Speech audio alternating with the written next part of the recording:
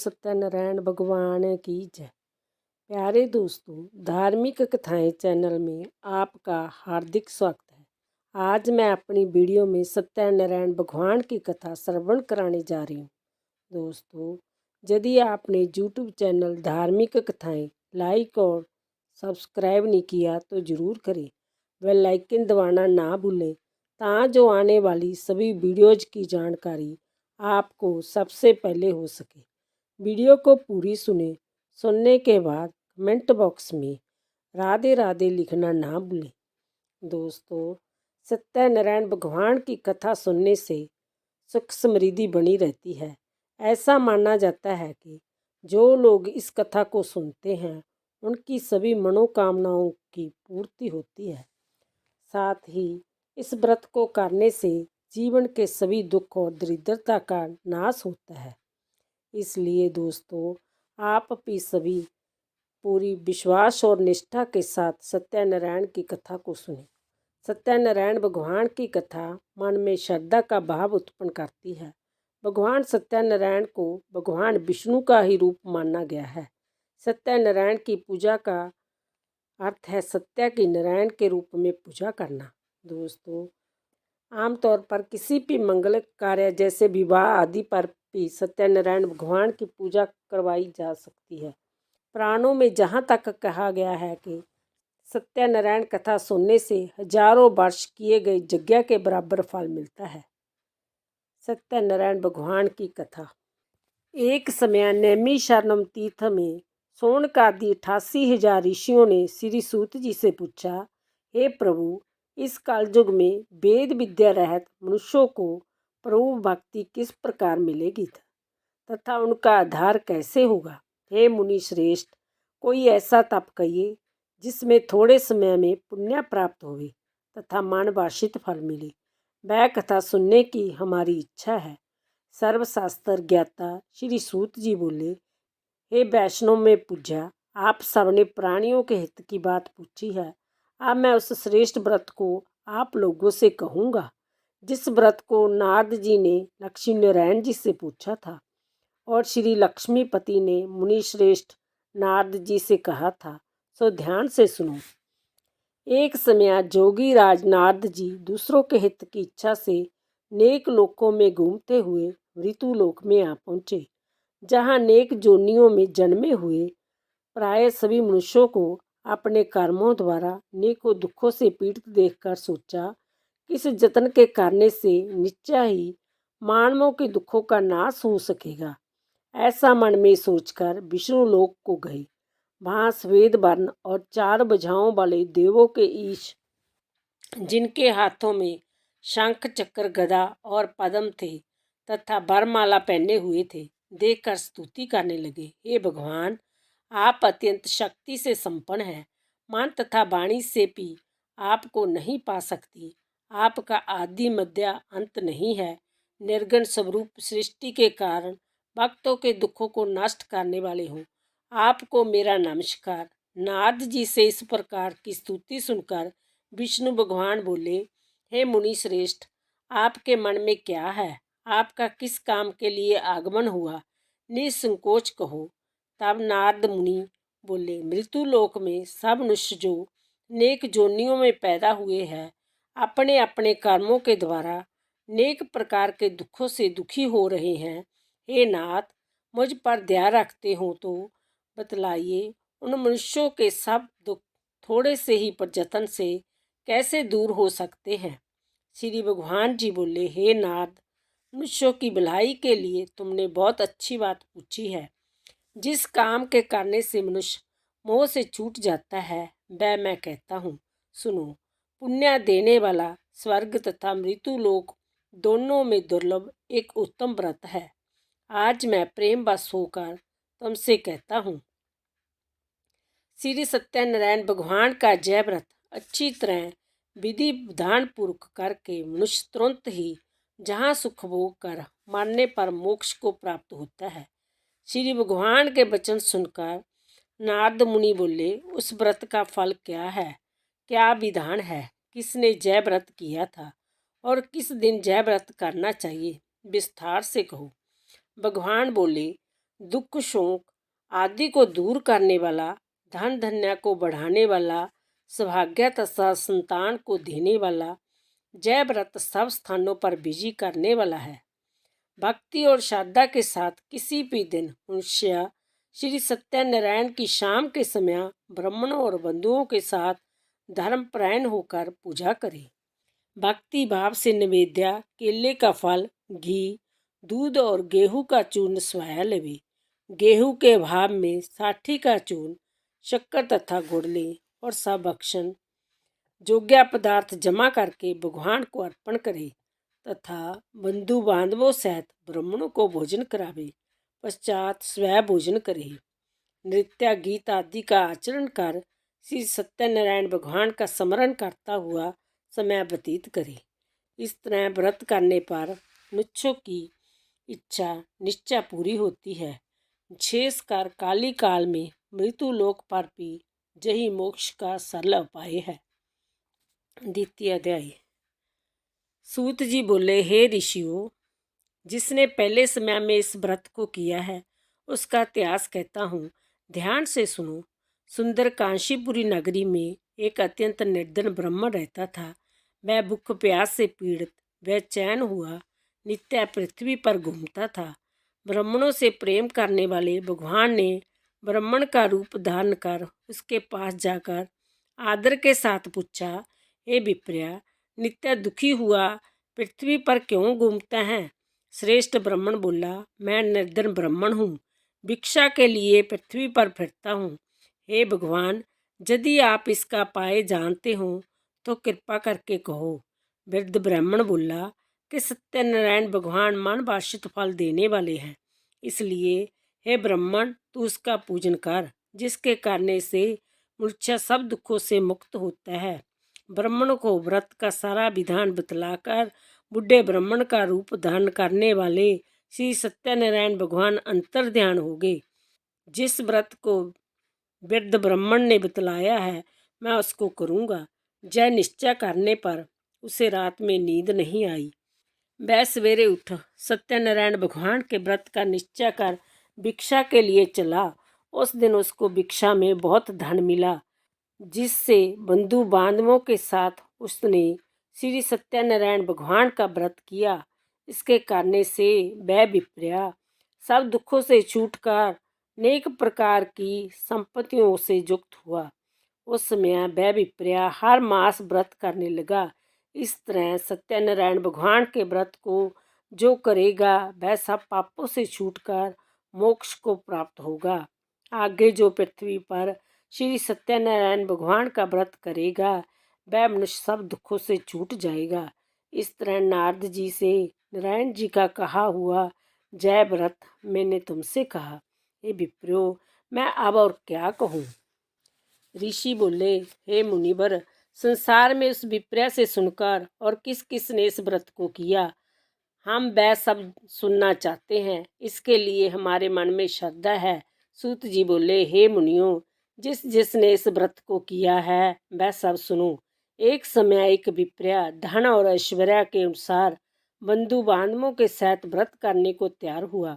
उसी समय एक लकड़ी बेचने वाला बूढ़ा आदमी आया और बाहर लकड़ियों को रखकर विप्र के मकान में गया। प्यास से दुखी लकड़हारा उनको व्रत करते देखकर विप्र को नमस्कार कर कहने लगा कि आप जय क्या कर रहे हो? इसके करने से क्या फल मिलता है? कृपा मुझसे कहो। ब्राह्मण ने कहा, सब मनोकामनाओं को पूरा करने वाला जय श्री सत्यनारायण भगवान का व्रत है। इसकी ही कृपा से मेरे जहाँ धन धन्य आदि की वृद्धि हुई है। विप्र से इस व्रत के बारे में जानकर लकड़हारा बहुत प्रसन्न हुआ। चरनामत ले और प्रसाद खाने के बाद अपने घर को गया। लकड़हारे ने अपने मन में इस प्रकार का संकल्प किया कि आज ग्राम में लकड़ी बेचने से जो धन मिलेगा उसी से श्री सत्यनारायण भगवान का उत्तम व्रत करूँगा। जय मन में विचार कर वह बुढ़ा आदमी लकड़ियाँ अपने सिर पर रखकर जिस नगर में धनवान लोग रह रहे थे वह ऐसे सुंदर नगर में गया। उस रोज वहाँ पर उसे उन लकड़ियों का दाम पहले दिनों से चौगुना मिला। तब वह बुढ़ा लकड़हारा दाम ले और अति प्रसन्न होकर पके केले की फली, शक्कर, घी, दूध, दही और गेहूं का चूर्ण इत्यादि श्री सत्यनारायण भगवान के व्रत की कुल सामग्रियों को लेकर अपने घर गया। फिर उसने अपने भाइयों को बुलाकर विधि के साथ भगवान जी का पूजन और व्रत किया। उस व्रत के प्रभाव से वह बुढ़ा लकड़हारा धन पुत्र आदि से युक्त हुआ और संसार के समस्त सुख भोग कर वैकुंठ को चला गया। श्रीमन नारायण नारायण नारायण भजल नारायण नारायण नारायण श्री नारायण नारायण नारायण इत्यादि। सूत जी बोले, हे श्रेष्ठ मुनियों, अब आगे की कथा कहता हूँ। पहले समय में उल्कामुख नाम का एक बुद्धिमान राजा था। वह सत्यावक्ता और जितेंद्रिय था। प्रतिदिन देव स्थानों पर जाता तथा गरीबों को धन देकर उनके कष्ट दूर करता था। उसकी पत्नी कमल के समान मुख वाली और सती साध्वी थी। भद्रशिला नदी के तट पर उन दोनों ने श्री सत्यनारायण भगवान का व्रत किया। उस समय वहाँ एक साधु वैश्य आया। उसके पास व्यापार के लिए बहुत सा धन था और राजा को व्रत करते हुए देखकर विनय के साथ पूछने लगा, हे राजन, भक्ति युक्त चित्त से जय आप क्या कर रहे हैं? मेरी सुनने की इच्छा है, सो आप जय मुझे बताइए। राजा बोला, हे साधु, अपने बंधुओं के साथ पुत्र आदि की प्राप्ति के लिए एक महाशक्तिमान श्री सत्यनारायण भगवान का व्रत व पूजन किया जा रहा है। राजा के वचन सुनकर साधु आदर से बोला, हे राजन, मुझसे इसका सा विधान कहो। मैं भी आपके कथनानुसार इस व्रत को करूँगा। मेरे भी कोई संतान नहीं है और इससे निश्चय ही होगी। राजा से सब विधान सुन व्यापार से निवृत्त हो वह आनंद के साथ घर गया। साधु ने अपनी स्त्री से संतान देने वाले उस व्रत का वर्णन सुनाया और कहा, जब मेरे संतान होगी तब मैं इस व्रत को करूँगा। साधु ने ऐसे वचन अपनी स्त्री लीलावती से कहे। एक दिन उसकी स्त्री लीलावती पति के साथ आनंदित हो संसारिक धर्म में प्रवृत्त होकर श्री सत्यनारायण भगवान की कृपा से गर्भवती होगी तथा 10वें महीने में उनके एक सुंदर कन्या का जन्म हुआ। दिनों दिन वह इस तरह बढ़ने लगी जैसे शुक्ल पक्ष का चंद्रमा बढ़ता है। कन्या का नाम कलावती रखा गया। तब लीलावती ने मीठे शब्दों में अपने पति से कहा कि जो आपने संकल्प किया था कि भगवान का व्रत करूँगा, अब आप उसे करिए। साधु बोला, ये विप्रे, इसके विवाह पर करूँगा। इस प्रकार अपनी पत्नी को आश्वासन दे वह नगर को गया। कलापति पितृगृह में वृद्धि को प्राप्त हो गई। साधु ने जब नगर में सखियों के साथ अपनी पुत्री को देखा तो तुरंत ही दूत को बुलाकर कहा कि पुत्री के लिए कोई संजोग्य वर देख कर लाओ। साधु की आज्ञा पाकर दूत कंचन नगर पहुंचा और वहां पर खोज और देखभाल कर लड़की के लिए संजोग्य वणिक पुत्र को ले आया। उस संजोग्य लड़के को देखकर साधु ने अपने बंधु बांधवों सहित प्रसन्नचित्त अपनी पुत्री का विवाह उसके साथ कर दिया। किंतु दुर्भाग्य से विवाह के समय भी उस व्रत को करना भूल गया। तब श्री भगवान क्रोधित हो गए और श्राप दिया कि तुम्हें दारुण दुख प्राप्त होगा। अपने कार्य में कुशल साधु बनिया जमाता सहित समुद्र के समीप स्थित होकर रत्नापुर नगर में गया और वहाँ दोनों ससुर जमाई चंद्रकेतु राजा के उस नगर में व्यापार करने लगे। एक बार भगवान श्री सत्यनारायण की माया से प्रेरित कोई चोर राजा का धन चुराकर भागा जा रहा था, किंतु राजा के दूतों को आता देखकर चोर ने घबरा कर भागते हुए राजा के धन को वही चुपचाप रख दिया जहाँ वह ससुर जमाई ठहरे हुए थे। जब दूतों ने उस साधु वेश्या के पास राजा के धन को रखा देखा तो दोनों को बांध कर ले गए और प्रसन्नता से दौड़ते हुए राजा के समीप जाकर बोले, यह दो चोर हम पकड़ कर लाए हैं, देख कर आज्ञा दे। तब राजा की आज्ञा से उनको कठिन कारावास में डाल दिया और उनका धन छीन लिया। श्री सत्यनारायण भगवान के श्राप द्वारा उनकी पत्नी भी घर पर बहुत दुखी हुई और घर पर जो धन रखा था चोर चुरा कर ले गई।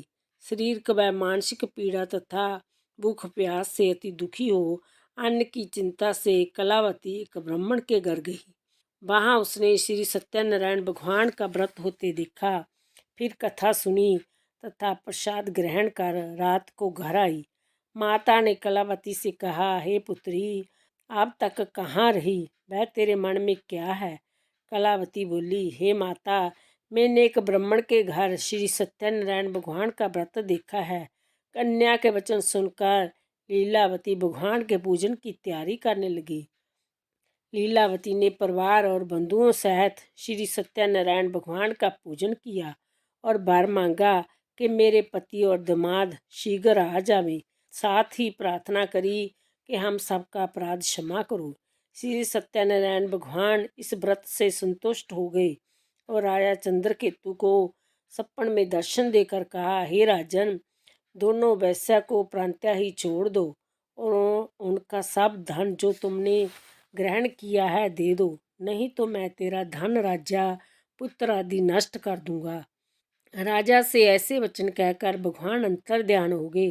प्रांतःकाल राजा चंद्रकेतु में सभा में अपना सपन सुनाया। फिर दोनों बाणिक पुत्रों को कैद से मुक्त कर सभा में बुलाया। दोनों ने आते ही राजा को नमस्कार किया। राजा मीठे वचनों से बोले, हे महानुभावों, भाभी बस ऐसा कठिन दुख तुम्हें प्राप्त हुआ है, अब तुम्हें कोई भय नहीं। ऐसा कहकर राजा ने उनको नए नए वस्त्र भूषण पहनाए तथा उनका जितना धन लिया था उसे दुगुना धन देकर आदर से विदा किया। दोनों वेश्या अपने घर को चल दिए। श्रीमन नारायण नारायण नारायण, भजमन नारायण नारायण नारायण। बोलो सत्यनारायण भगवान की जय। चौथा अध्याय। सूत जी बोले, वेश्या ने मंगलाचार करके यात्रा आरंभ की और अपने नगर को चल दिए। उनके थोड़ी दूर निकलने पर दंडी वेशधारी श्री सत्यनारायण ने उससे पूछा, हे साधु, तेरी नाम में क्या है? अभिमानी बणिक हंसता हुआ बोला, हे दंडी, आप क्यों पूछते हो? क्या धन लेने की इच्छा है? मेरी नाम में तो बेल और पत्ते भरे हैं। वेश्या का कठोर वचन सुनकर श्री भगवान ने कहा, तुम्हारा वचन सत्य हो। दंडी ऐसा कहकर वहां से दूर चले गए। कुछ दूर जाकर समुद्र के किनारे बैठ गए। दंडी के जाने पर वेश्या ने नित्य क्रिया करने के बाद नाव को चिट्ठी देखकर अचंभा किया तथा नाव में बेल पत्ते आदि देखकर भूषित हो जमीन पर गिर पड़ा। फिर मूर्छा खुलने पर अत्यंत शोक प्रकट करने लगा। तब उसका दामाद बोला, आप शोक ना करो, यह दंडी का शाप है, अंत उनकी शरण में चलना चाहिए, तभी हमारी मनोकामना पूरी होगी। दामाद के वचन सुनकर वह दंडी के पास पहुंचा और अत्यंत भक्ति भाव से नमस्कार करके बोला, मैंने जो आपसे असत्य वचन कहे थे उनको क्षमा करो। ऐसा कहकर महान शोकातुर हो रोने लगा। तब दंडी भगवान बोले, हे बाणिक पुत्र, मेरी आज्ञा से बार बार तुम्हें दुख प्राप्त हुआ है, तू मेरी पूजा से विमुख हुआ। साधु बोला, हे भगवान, आपकी माया से ब्रह्मा आदि देवता भी आपके रूप को नहीं जानते, तब मैं अज्ञानी कैसे जान सकता हूँ? आप प्रसन्न होइए, मैं समर्था के अनुसार आपकी पूजा करूँगा। मेरी रक्षा करो और पहले के समान नौका में धन भर दो। उसके भक्ति युक्त वचन सुनकर भगवान प्रसन्न हो उसकी इच्छा अनुसार वर देकर अंतर ध्यान हो गई। तब उन्होंने नाव पर आकर देखा कि नाव धन से परिपूर्ण है। फिर वह श्री सत्यनारायण भगवान का पूजन कर साथियों सहित अपने नगर को चला। जब अपने नगर के निकट पहुंचा तब दूत को घर भेजा। दूत ने साधु के घर जा उसकी स्त्री को नमस्कार कर कहा कि साधु अपने दामाद सहित इस नगर के समीप आ गए हैं। ऐसा वचन सुन साधु की स्त्री ने बड़े हर्ष के साथ श्री सत्यनारायण का पूजन कर पुत्री से कहा, मैं अपने पति के दर्शन को जाती हूँ, तू कार्य पूर्ण कर, शीघ्र आ। माता के ऐसे वचन सुनकर कलावती प्रसाद छोड़कर जल्दी में पति के पास गई। प्रसाद की अवज्ञा के कारण श्री सत्यनारायण भगवान ने रुष्ट हो उसके पति को नाव सहित पानी में डुबो दिया। कलावती अपने पति को ना देखकर रोती हुई जमीन पर गिर गई। इस तरह नौका को डूबा हुआ तथा कन्या को रोता हुआ देख साधु दुखी होकर बोला, हे प्रभु, मुझसे या मेरे परिवार से जो भूल हुई उसे क्षमा करो। उसके दीन वचन सुनकर श्री सत्यनारायण भगवान प्रसन्न हो गए और आकाशवाणी हुई, हे साधु, तेरी कन्या मेरे प्रसाद को छोड़कर आई है, इसलिए उसका पति अदृश्य हुआ। यदि वह घर जाकर प्रसाद खाकर लौटे तो उसे पति अवश्य मिलेगा। ऐसी आकाशवाणी सुनकर कलावती ने घर पहुंचकर प्रसाद खाया, फिर आकर पति के दर्शन किए। तत्पश्चात साधु ने बंधु बांधवों सहित श्री सत्यनारायण भगवान का विधि पूर्वक पूजन किया। इस लोक का सुख भोग कर अंत में स्वर्ग लोक को गया। श्रीमान नारायण नारायण नारायण, भजन नारायण नारायण नारायण। बोलो सत्यनारायण भगवान की जय। पंचम अध्याय। सूत जी बोले, हे ऋषियों, मैं और भी कथा कहता हूँ, सुनो। प्रजा पालन में लीन तुंगताप जो नाम का एक राजा था, उसने भी भगवान का प्रसाद त्याग कर बहुत दुख पाया। एक समय वन में जाकर वन्य पशुओं को मारकर बड़ के पेड़ के नीचे आया। वहाँ उसने ग्वालों को भक्ति भाव से बांधवों सहित श्री सत्यनारायण जी का पूजन करते देखा। राजा देखकर भी अभिमानवश वहाँ नहीं गया और ना ही नमस्कार किया।